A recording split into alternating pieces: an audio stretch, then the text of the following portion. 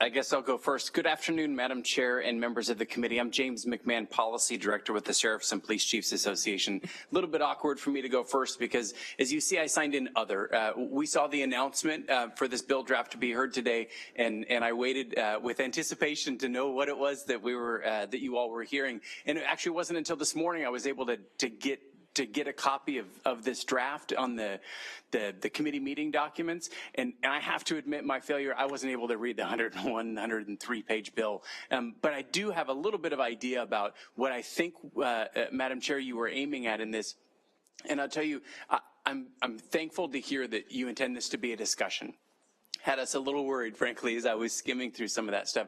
I think there is room to have a discussion about the overall goals and purpose and intent of our correctional system. I think we need to acknowledge that there are two elements of it. There's the retribution and public safety side. There's also the rehabilitative side. There is a public safety interest that we certainly have, and I trust that you do as well, about ensuring that the folks who come out of our correctional system have a better shot at a more successful and more productive life in their community, because as we've talked about in other contexts, that's better for them as an individual. It's also better for the communities that they live in.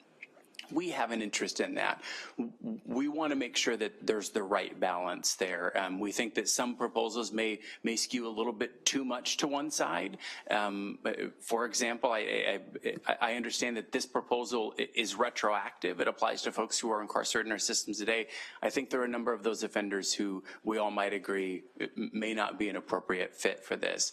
We also have a little bit of feedback that we'd like to study before we give it back to you all about where the appropriate place to house this board is. I noticed earlier in your agenda today, you heard from two very qualified appointees to the Clemency and Pardons Board, which I think is also very well suited to look at these kinds of cases. My boss is a former member of the Clemency and Pardons Board, and so we're very familiar with that process. So we'd like you to take a look at that as well.